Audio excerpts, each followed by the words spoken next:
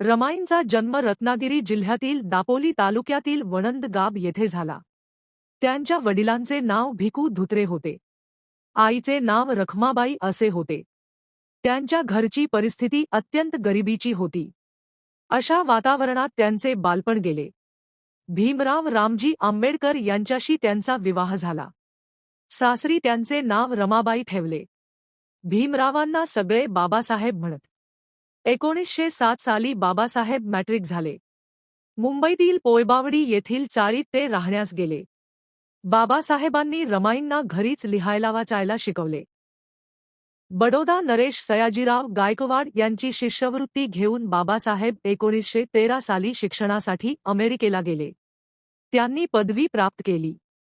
तेव्हा रमाईंचे सासरे रामजी मालोजी आंबेडकर व दीर आनंदराव यांचे निधन झाले होते. त्यामुळे कुटुंबाची सगळी जबाबदारी रमाईंवर पडली. रमाईंचा स्वभाव मितभाषी, दृढनिश्चयी आणि स्वाभिमानी होता. त्या कर्तव्यनिष्ठ व स्वसुखत्यागी होत्या. अशा खडतर स्थितीतही मनाची शांतता नि घरातील एकोपा अबाधित ठेवण्यासाठी त्यांनी फार कष्ट सोसले. बाबासाहेबांच्या अनुपस्थितीत त्यांच्या विधवा भावजईला व तिच्या मुलाला त्यांनी अंतर दिले नाही.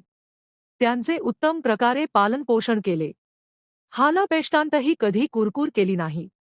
काटकसरीने प्रपंच करून पतीच्या अभ्यासात अडचण येईल अशी एकही गोष्ट त्यांनी केली नाही.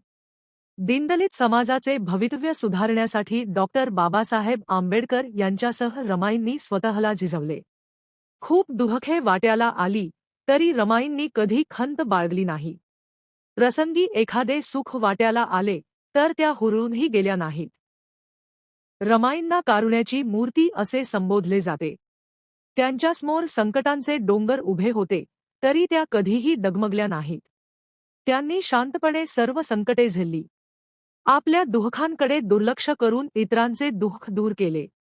बाबासाहेबांनी आपल्या ज्ञानाचा उपयोग विषमता दूर करण्यासाठी केला. देशात दीनदलितांवर खूप अन्याय आणि अत्याचार होत असत. त्यांचा इतरांकडून नेहमी अपमान होत असे. त्यांना मानसन्मान व मानवी हक्क मिळावेत म्हणून सामाजिक न्यायाचा लढा उभारला. त्यांनी सामाजिक कार्यासाठी जीवन वाहून घेतले होते. अशा परिस्थितीत रमाईंनी संसाराचा गाडा समर्थपणे चालवला. त्यांनी आपल्या पतीस मोलाची साथ दिली. डॉक्टर बाबासाहेब आंबेडकरांनी वकिली व्यवसायात नाव कमावले. भारतीय राज्यघटना मसुदा समितीचे ते अध्यक्ष होते. त्यांनी मसुदा समितीत खूपच परिश्रम घेतले म्हणून त्यांना भारतीय राज्यघटनेचे शिल्पकार असे म्हणतात. बहिष्कृत कार्यकारिणी सभेची स्थापना करून दलितांच्या स्वावलंबन, स्वाभिमानी आत्मोद्धारासाठी वसतिगृहांची स्थापना केली. सोलापूर येथे पहिले वसतिगृह सुरू झाले. पुढे त्यांनी शिक्षण संस्थाही सुरू केली. रमाईंनी धारवाड येथील वसतिगृहास भेट दिली. त्यावेळी तेथील वसतिगृहात त्यांना अन्नधान्याचा तुटवडा दिसला. मुलांना खायला एकही दाणा नव्हता.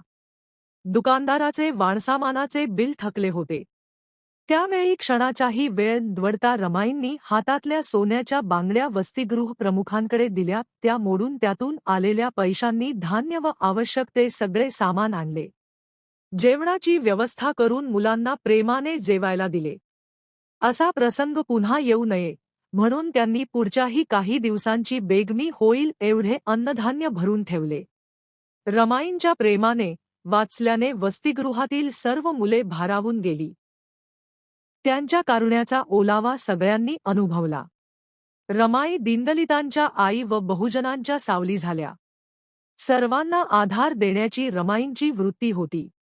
स्वतःची सर्व स्वप्ने विसरून कुटुंबाच्या व समाजाच्या उज्ज्वल स्वप्नांना साकारण्यासाठी त्या शेवटपर्यंत झगडल्या. त्यांची जिद्द आजही सर्वांना प्रेरणादायी ठरते.